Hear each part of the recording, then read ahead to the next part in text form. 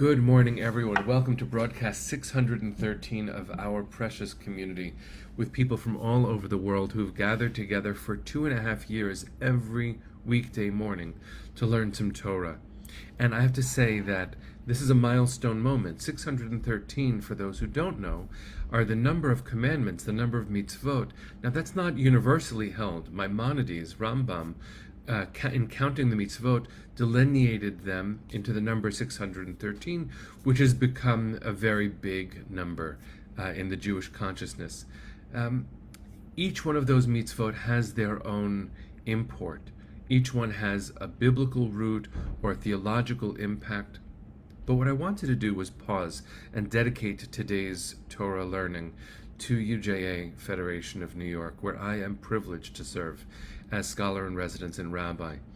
Because were it not for the willingness 2.5 years ago when the world flipped to go off script and to learn Torah as a pick-me-up for the community, this never would have begun. And UJA Federation New York has played a pivotal role, not just in Jewish history, but in human history. Here in New York and around the world, taking care of the most vulnerable people in society and helping shape the Jewish future. We see ourselves as stewards of the best intentions of all 613 mitzvot when it comes to what happens in the state of Israel, when it comes to the Jews far-flung around the world, when it comes to our neighbors in New York, recognizing that we cannot go it alone if we mean to do well in society, if we mean to fulfill Judaism's mandate to build a beloved community. And so I want to honor all of my colleagues and all of our lay leaders and all of our donors for empowering us to do good in this world. It is incredibly, incredibly holy to be the community that we are. And this is a digital manifestation of all the good that we do. And you are part of this community in an incredibly important way. You have filled my heart every day for the last 2.5 years with hope and determination and commitment and love. And so thank you, friends, for being part of the UJA family. This Parsha, in a certain sense, is actually everything we mean to be in the world. Parshat Ekev, the Torah portion that we've been reading, the third Torah portion in the book of Deuteronomy, has many, many teachings, including the very vital and often recited verse in Hebrew, Ve'achalta v'savata uve'irachta et Adonai Elohecha, and you should eat and be full and bless. That's actually the biblical root for saying grace after meals, for saying Birkat HaMazon. This, however, is part of a larger point in this Parsha. Let me read you an English translation of one verse or two. It's an excerpt of 5 verses, but I'm just going to read some of it. When you have eaten your fill and have built fine houses to live in, and your herds and flocks have multiplied, this is when we will be in the land of Israel.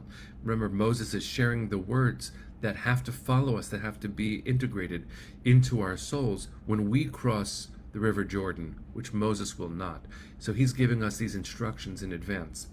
When you have eaten your fill and have built fine houses to live in, and your herds and flocks have multiplied, beware lest your heart grow haughty, and you say to yourselves, my own power and the might of my own hand have won this wealth for me. Remember that it is the Lord your God who gives you the power to get wealth. This is an important teaching for us, especially as a philanthropy, the largest local philanthropy in the world, let alone the most important Jewish philanthropy in history, which we are. We should not duck the obligations that come with that success. Because ultimately, the teaching of these verses that I just read from the Parsha, if you'd like to look them up, it's Deuteronomy chapter 8, verses 12 to 18, tells us that in fact the wealth that we accumulate, that we as UJA are determined to leverage on behalf of the Jewish community and the world, that wealth doesn't actually belong to us anyway. The wealth is God's. The earth is God's. And it is our job to recognize with humility that it is the grace and blessing of God that has given us the strength that we have. Now, it's been complicated during these days of pandemic, which we are, please God, seeing the end of. But it is certainly true that there has been so much suffering in the world. And I never will line up that suffering with any intention from God. It's important to draw that line. At least I want to emphasize it. God doesn't cause suffering. So in that same way, to be consistent, maybe God doesn't cause wealth. But a posture of humility and gratitude is, I think, an ideal that we're supposed to aspire to. I stand in this world, thank God I have what I need around me. And my children have what they need. And there's nothing I pray for more in this world than my family having what we need.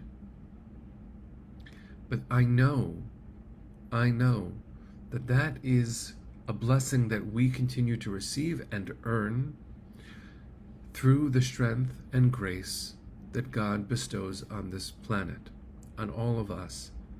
What I have doesn't actually belong to me. Even my body, I borrow it for as long as I'm blessed to have it, and use it on behalf of creation. That's what we're here to do. Think about what these verses suggest in terms of the mission that we fulfill as stewards of the Jewish community's wealth.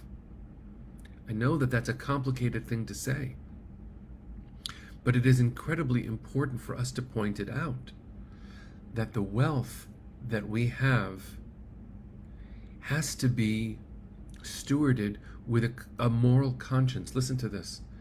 According to Rabbi Meir Tamari, who I don't know myself, director of the Center for Business Ethics in Jerusalem, he says the idea that God owns wealth, that the concept of the divine ownership of wealth is the only reliable means whereby greed is able to be channeled into morality. If I believe that what I have is mine and I gained it myself, I might think that I don't have any responsibility to the other. Each one of us in the American vernacular is called to pick ourselves up by the bootstraps. But that's not a Jewish way of thinking. In fact, philanthropy is complicated too.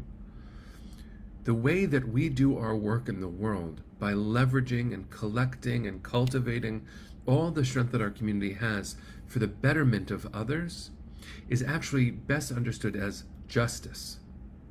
Because if everything belongs to God, then we have to remember to share it equally. No one should be left without what they need. Our goal should be to be irrelevant. There should be no need in an ideal world for philanthropy, because government, by which I mean people, take care of each other. Until that blessed day when justice is the truth and the experience of all people, we have to make sure to remind ourselves and each other that what you have has been granted you, and it is your obligation and responsibility to share. What a beautiful mitzvah that is, of the 613. Sharing. Sharing is another way of saying, love your neighbor as yourself, because what you have should also be theirs. It does, Joy, take a village. We are meant to be both the village and village builders until the village encompasses the entire world.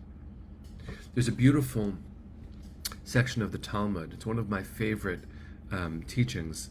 The rabbis always enjoy, I think, when verses apparently contradict, because then they have to reconcile them, and it takes a lot of imagination. So there are verses in Psalms that can't both be true, you would say. One says, Ladonai ha'aretz umloa, God's is the earth and everything therein, which means the earth and everything in it belongs to God. There's another verse in Psalms that says, Hashamayim shamayim ladonai v'ha'aretz natan livnei adam. The heavens are God's, but the earth God gave to human beings. How can both verses be true? That God owns everything, and God's is the sky and gave the earth to people. How can both be true?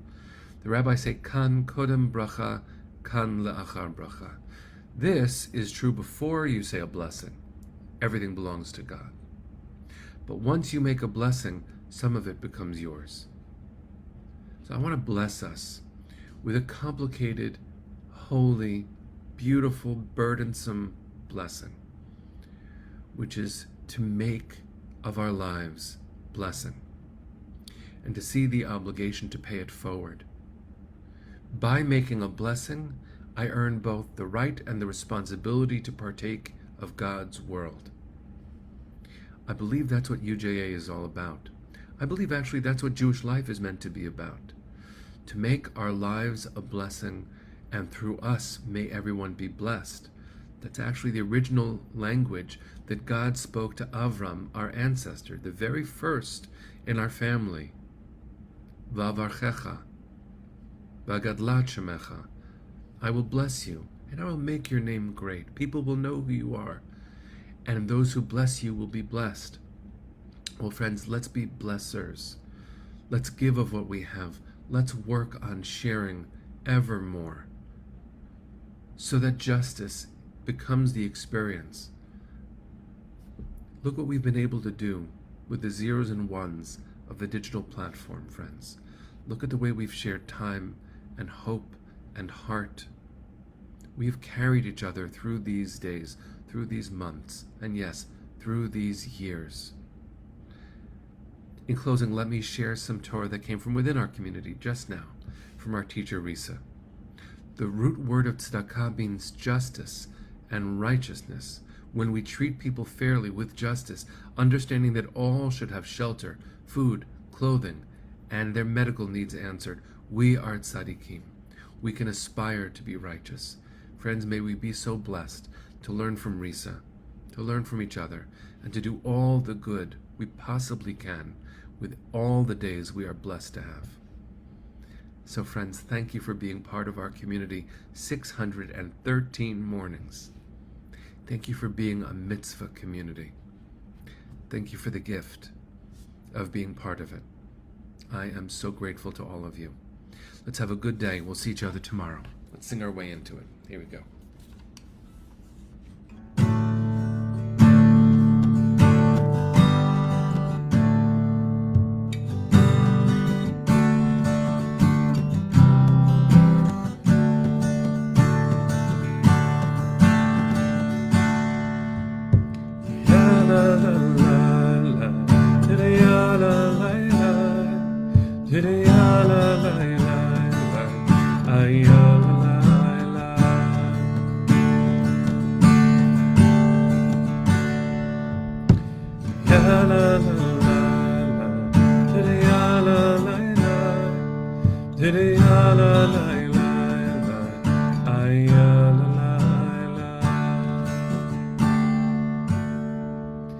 Bless you, friends. See you tomorrow. Take care.